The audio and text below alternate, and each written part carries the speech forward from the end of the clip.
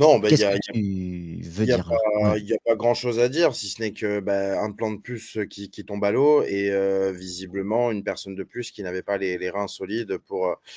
pouvoir assumer la fonction de propriétaire et de nouveau, capitaine, on va dire, du bateau FCGB. Donc il y a entre guillemets «pas de regret» sur l'aspect Oliver Kahn parce qu'on connaissait pas son projet et que bon, aujourd'hui, on savait pas on n'avait pas d'idée de la composition de ce qui allait se faire.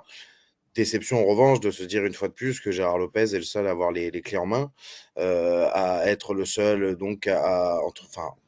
il y a le tribunal du commerce aussi hein, qui peut effectivement décider de l'avenir du club, mais aujourd'hui, la seule personne qui est capable d'assurer la continuité sportive du FCGB, c'est lui, et on le voit depuis maintenant 4 ans qu'à chaque fois qu'il est aux manettes, ça se termine généralement enfin, ça se termine toujours par des échecs sportifs et souvent par des échecs et des catastrophes financières. Donc on va espérer ou pas d'ailleurs, je sais pas, qui passe le tribunal du commerce et qu'il tienne ses engagements, qu'il a fait notamment devant les Ultras il y a quelques semaines sur